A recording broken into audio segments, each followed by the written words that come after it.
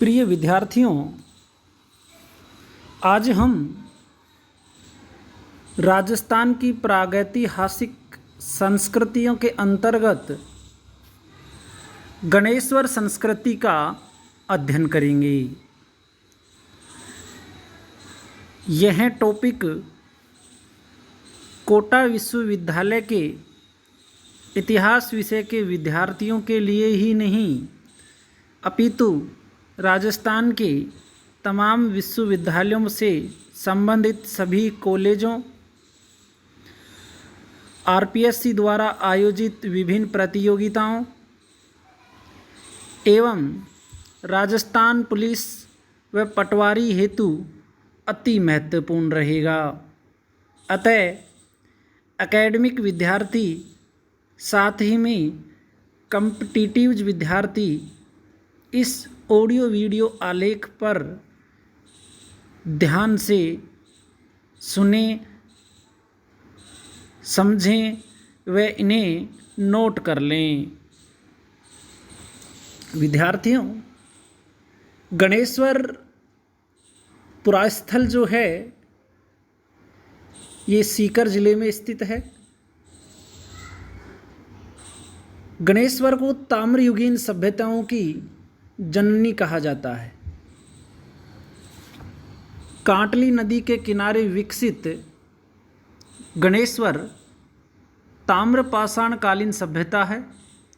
Chalcolithic as में इसे रखा जाता है। रतन चंद्र अग्रवाल एवं विजय कुमार ने 1977 में इसकी खोज की थी। कालानुक्रम के आधार पर गणेश्वर के संकलन को ईसा पूर्व 2800 से 2200 ईसा पूर्व के मध्य माना जाता है।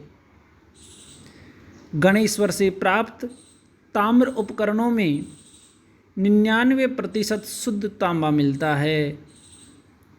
गणेश्वर ताम्रयुगीन सभ्यताओं में सर्वाधिक प्राचीनतम पुरास्थल है।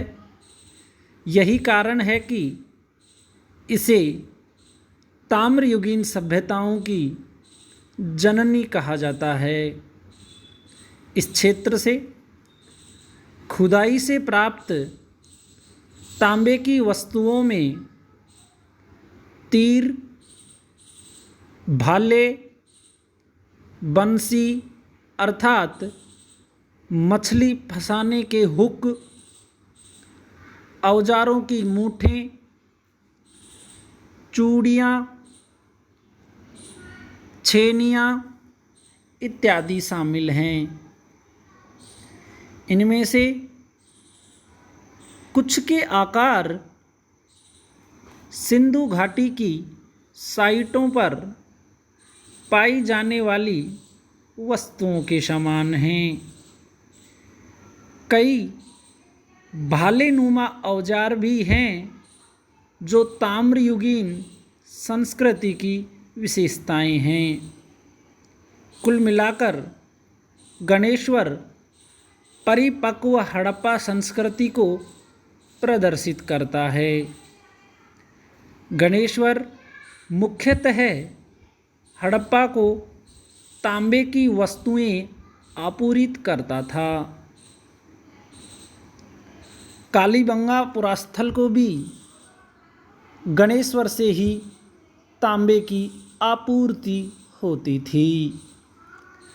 गणेश्वर के लोग आंशिक रूप से कृषि किंतु मुख्य रूप से शिकार पर निर्भर थे। यद्यपि गणेश्वर वासियों का प्रमुख शिल्प ताम्र वस्तुओं का निर्माण करना था। वे नगरीकरण के अर्थात गणेश्वर निवासी नगरीकरण करने में असमर्थ थे, चूँकि कृषि उत्पादकता में अति उत्पादकता का अभाव था।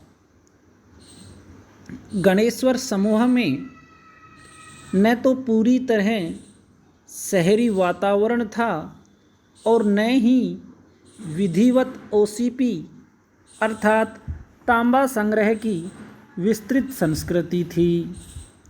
गणेश्वर संस्कृति का अधिकांश भाग भालेनुमा औजारों एवं पत्थर के अन्य औजारों के साथ हड़प्पा पूर्व ताम्रपाषाण संस्कृति का माना जा सकता है, जिसने परिपक्व हड़प्पा संस्कृति के निर्माण में योगदान दिया था।